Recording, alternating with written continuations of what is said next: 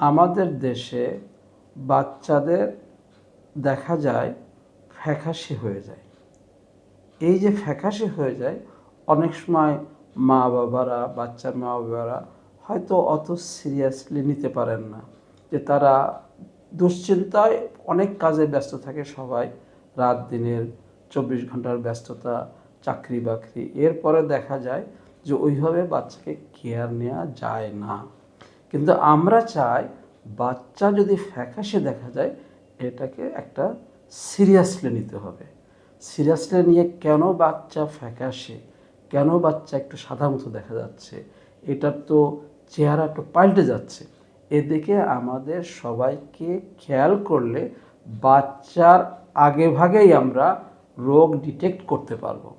যেমন রক্ত স্বল্পতা হলে বাচ্চারা ফ্যাকাশে হয়ে যায়। তো এই ফ্যাকাশে যদি আমরা সিরিয়াসলি না নিই আর এটা যদি আমরা চিকিৎসা না করি, তাহলে বাচ্চার তো একটা বিরাট ক্ষতি হয়ে যাওয়ার আশঙ্কা আছে। সবথেকে বড় ক্ষতি হলো তাদের রিডিউসড স্কুল পারফরমেন্স, মানে স্কুলের পারফরমেন্স তাদের কমে যায়, বুদ্ধি কমে যায়। এই জন্যেই এই অ্যানিমিয়া, রক্ত স্বল্পতা বাচ্চাদের লাইফে অনেক গুরুত্বপূর্ণ। আর এটা চিকিৎসা করা, ডাক্তারের কাছে নেওয়া, ডাক্তারের শরণাপন্ন হওয়া, বিভিন্ন রকমের পরীক্ষা নিরীক্ষা করে ডিটেক্ট করা কী কারণে বাচ্চা ফ্যাকাশ হয়ে যাচ্ছে। আমরা বলতে চাই আমাদের দেশে, শুধু আমাদের দেশে না, সমস্ত পৃথিবীব্যাপী একটা আয়রন ডেফিসিয়েন্সি অ্যানিমিয়া, মানে আয়রনের অভাবে অ্যানিমিয়া, রক্তশূন্যতা, স্বল্পতা, এটা থ্রু আউট দ্য ওয়ার্ল্ড চালু আছে।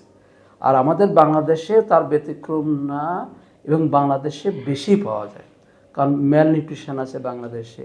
এই ম্যাল নিউট্রিশনের কারণেও রক্ত স্বল্পতা দেখা যায়। তাই আমরা দেখি যে অ্যানিমিয়া কেন হয়, রক্ত স্বল্পতা কেন হবে বাচ্চার। একটা হলো বডির থেকে যদি রক্ত হারায় যায়, রক্ত লস হয়, তাহলে তার রক্ত স্বল্পতা হয়। আবার নিউট্রিশনাল কারণে, খাবার দাবারের কমতির কারণে বা ভালো ব্যালেন্সড ডায়েট না সাপ্লাই দেওয়ার কারণে রক্তশূন্যতা হয়। যেমন রক্তের ভিতরে যে উপাদানগুলো জরুরি, সেটা হলো মেন হলো আয়রন, ভিটামিন B12 আছে, ফলিক অ্যাসিড আছে, এগুলো সব সরবরাহ হয় খাবার থেকে। এখন খাবার যদি বাচ্চা ঠিকমতো না খায়, কারণ অনেক বাচ্চারা এটা খায় না, সেটা খায় না, তারপরে অবহেলা করে, বাচ্চার মা বাবারাও খুব ব্যস্ত থাকেন, তাহলে ওই রকমভাবে কেয়ার নিতে পারেন না, খাইলো না, অন্য কিছু খাওয়ায় পেট ভরায়, তার দিনকাল চলতেছে, বড় হচ্ছে, এরকম করতে দেখা যাচ্ছে তার অ্যানিমিয়া এত বেশি হয়ে যায়, যেটার জন্যে তার ইম্প্যাক্ট পড়ে, তার ইনফ্লুয়েন্স পড়ে, স্কুল পারফরমেন্স কমে যায়, অনেক রকমের সিমটম ডেভেলপ করে, অনেক হার্টের পরে ইফেক্ট করে, হার্টের পরে ইফেক্ট হয়ে তার হার্ট ফেলিওর ডেভেলপ করতে পারে অ্যানিমিয়ার জন্য। সুতরাং এই অ্যানিমিয়াকে, রক্তশূন্যতা, রক্ত স্বল্পতাকে খুব সিরিয়াসলি নিতে হবে, একটা সিরিয়াস ইস্যু। এটা আমরা কি করতে পারি, যখন বাচ্চা দেখে যে একটু ফ্যাকাশে হচ্ছে, খাচ্ছে না, বলে সে খাওয়ার এপিটাইট, যে খাওয়ার যে একটা আগ্রহ, এটাও কমে যায়। তারপরে তার রিডিউসড স্কুল পারফরমেন্স, ইন্টেলিজেন্সটা কমে যায়, এটা ক্ষতি হয় বাচ্চার। এরপরে বাচ্চা নিজেই বলে যে তার ভালো লাগছে না, খাইতে ইচ্ছে করে না, তারপরে তার গায়ে বল নাই, উইকনেস, সবসময় একটা আনইজি ফিল করে, এইসবগুলো দিতে হবে। এই জন্যে আমরা এই সময় এরকম আমরা দেখলে বাচ্চাকে আমরা স্পেশালিস্ট যারা, পেডিয়াট্রিক্স স্পেশালিস্ট যারা, এদের শরণাপন্ন হয়ে পরীক্ষা নিরীক্ষা করে আমরা ডিটেক্ট করা যে আসলে তার অ্যানিমিয়া আছে কিনা। অ্যানিমিয়া কী জিনিস? অ্যানিমিয়া হলো রক্ত স্বল্পতা। কীভাবে হয়? এটা হলো পার ইউনিট ভলিউম অফ ব্লাডে রিডাকশন অফ হিমোগ্লোবিনের মাত্রাটা কমে যায় বয়স অনুযায়ী এবং সেক্স অনুযায়ী, এর বিভিন্ন পরিমাপ আছে। যেমন একজনের যদি 12 থাকার কথা হিমোগ্লোবিন, সেখানে যদি 12 থেকে কমে আসে 11, 10, 9, 8, 7 এরকম আমরা পাই, 6 পাই, আমরা বাচ্চাদেরই পাই। এটা ফ্যাকাশে হওয়ার কারণে আসে, কিন্তু আমরা বেশিরভাগ ক্ষেত্রে পাই একটা ডিজিজ নিয়ে আসে, জ্বর নিয়ে আসে, ওইসব ক্ষেত্রে আমরা পরীক্ষা করে দেখি যে তার হিমোগ্লোবিন খুবই কম। তারা ফ্যাকাশে হওয়ার জন্য আসে নাই, তারা আসছে জ্বরের জন্য। কিন্তু আমরা ওই সময় এগুলো পরীক্ষা নিরীক্ষা করলে এগুলো আমরা ধরতে পারি বা ধরি, বা আমরা ডিটেক্ট করে কেন হয়েছে আয়রন ডেফিসিয়েন্সি অ্যানিমিয়া, না কোনো জন্মগত কারণ যেমন থ্যালাসেমিয়া যদি হয়, থ্যালাসেমিয়াতেও বাচ্চারা খুবই ফ্যাকাশে হয়। আবার থ্যালাসেমিয়ার ট্রেট আছে, এইসব অ্যাবনর্মাল হিমোগ্লোবিন, এটা বলে হিমোগ্লোবিনোপ্যাথি, এগুলো হলেও বাচ্চারা এরকমভাবে রক্তশূন্যতায় ভোগে। কিন্তু ডিটেক্ট করে যদি আমরা ম্যানেজমেন্ট করি তাহলে এটাকে বহুগুণে বাচ্চাদেরকে হেল্প করা যায়, বাচ্চারা ভালো থাকে, বাচ্চারা আরও উন্নত জীবন লিড করতে পারে। নাইলে তো বাচ্চারা দুর্বল হয়ে গেল, হার্ট ফেলিওর ডেভেলপ করলো, শ্বাসকষ্ট হলো, তাদের ভালো লাগে না, এরকম করে বহুত কমপ্লিকেশন ডেভেলপ করে। তারপরে ওরা অনেক কিছু ডার্টি সাবস্টেন্স খাইতে শুরু করে এই অ্যানিমিয়ার কারণে। এই জন্যে এদিকে আমাদের খুব খেয়াল করতে হবে। একটা হলো অ্যানিমিয়া নিউট্রিশনাল হতে পারে, খাওয়ার অভাবে কী কী আয়রন ডেফিসিয়েন্সি হতে পারে, ভিটামিন B12 ডেফিসিয়েন্সি হতে পারে, ফলিক অ্যাসিড ডেফিসিয়েন্সি হতে পারে, বিভিন্ন ভ্যারাইটিস আছে। একটা হলো কনজেনিটাল কোনটা, যেটা থ্যালাসেমিয়া, এটা জন্মগতভাবে চলে আসে। অ্যাবনর্মাল হিমোগ্লোবিন বডিতে থাকে, যেমন হিমোগ্লোবিন E ট্রেট, হিমোগ্লোবিন S ট্রেট, সিকেল সেলের ট্রেট।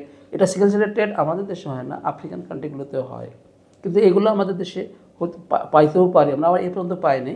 আমাদের দেশে যেমন হিমোগ্লোবিন E বেটে থ্যালাসেমিয়া বেশি হয়, যেমন হিমোগ্লোবিন E ট্রেট, B ট্রেট, এদের ব্যাপার আছে। যদি এই ট্রেটগুলো আমরা ডিটেক্ট করতে পারি তাহলে ফিউচার লাইফের জন্য ওই বাচ্চাদের বিবাহ শাদীর ব্যাপারে কাউন্সেলিং করা হয়, যাতে তারা ট্রেটের কোনো বাচ্চার সাথে বিবাহ শাদী না দেয়, তাহলে আমরা এটাকে প্রিভেন্ট করতে পারি।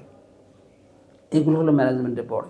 এরপরে আসে বাচ্চারা যদি রক্ত লস করে, যেমন একটা বাচ্চা যদি হুকর্ম ঢুকে পড়ে বাচ্চার ভিতরে, হেলমিনথিয়াসিস যেটা বলা হয়, কৃমি, এগুলো রক্ত খায়, রক্ত খেয়ে 0.1 থেকে 0.5 ml রক্ত প্রতিদিন খাইতে পারে একটা কৃমি।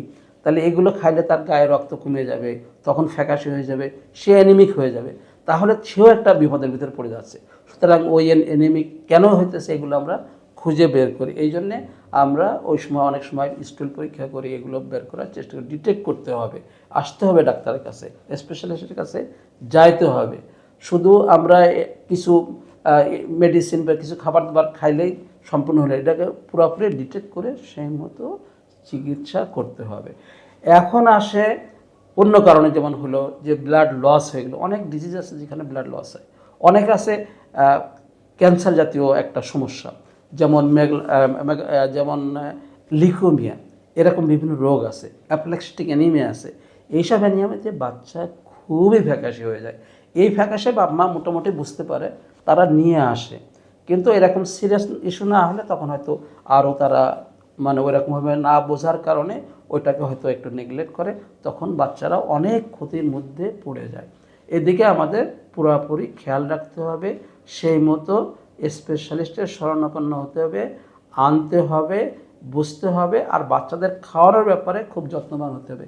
যেমন একটা বাচ্চা 6 মাস হয়ে গেছে, সে ব্রেস্ট ফিডিং পাইতো, এখন তো ব্রেস্ট ফিডিং পাবেই, সে তো up to 2 years breast feeding continue করবে। কিন্তু 6 মাস পরে এক্সক্লুসিভ ব্রেস্ট ফিডিং পাওয়ার পরে আমরা বলি in addition to breast feeding solid food introduction. Solid food কোনটা? খিচুড়ি যেমন, তারপরে আসে সবজি, সবুজ শাক সবজি, ব্রোকলিতে আয়রন বেশি, তারপরে ব্যানানাতে আয়রন বেশি আছে, এগুলো খাওয়ানো। এগুলো খাইলে আয়রন রিচ ফুড সে খাইতে পারে। তারপরে রেড মিট, যে বিফ আছে রেড মিট, এটাতে আয়রন বেশি। তারপর ডিমে খাবে, ফিশ খাবে, চিকেন খাবে, এটাতে সে আয়রন বেশি পাবে। আর এরপরে আসে যে এর সিমটম যখনই হবে, সিমটমের ভিতরে একটা হলো তার খাইতে ভালো লাগে না, আগ্রহ কমে যায়, তারপরে তার গায়ে একটা অসাধারণ জিনিস, মানে যেটা নন নিউট্রিটিভ সাবস্টেন্সগুলো খাইতে শুরু করে, যেমন অনেকে ক্লে খায়, অনেকে বরফ খায়। এই এই এটা তার খাওয়ার একটা পরিবর্তন হয়ে যায় এই আয়রনের অভাবে, বা ওইরকম কিছু অ্যানিমিয়ার ভিতরে এগুলো পড়ে। তো এগুলো দিকে আমাদের খেয়াল রাখা। আর এরকমভাবে ডিটেক্ট করতে পারলে চিকিৎসা আছে। একটা চিকিৎসা হলো যদি আয়রন ডেফিসিয়েন্সি নিবে, তো উই ক্যান সাপ্লিমেন্ট আয়রন। আবার আছে অনেক ফুডের সাথে সাপ্লিমেন্টেশন আয়রন থাকে। আবার অনেক বাচ্চারা দুনিয়াতে যখন আসে প্রিমেচিওর আসে, তারপরে ওজন কম আসে, এদের আবার আয়রন আর্লি সাপ্লিমেন্টেশন দেওয়ার দরকার, নইলে তাদের আয়রন তাদের বডিতে কম মজুদ থাকে, স্টোর থাকে, যার জন্যে এদেরও আয়রন সাপ্লিমেন্টেশন একটু আর্লি শুরু করতে হয়। তা এইসব দিকে যদি আমরা খেয়াল করি তাহলে আমরা বাচ্চাদের আরও ভালো কেয়ার নিতে পারবো, আরও তাদেরকে ডেভেলপ করাতে পারবো, তাদের ইন্টেলিজেন্স সব দিকে আমরা ইনট্যাক্ট বা ভালো রাখতে পারবো। আপনারা মোটামুটি এদিকে খেয়াল করবেন বাচ্চাদের ব্যাপারে।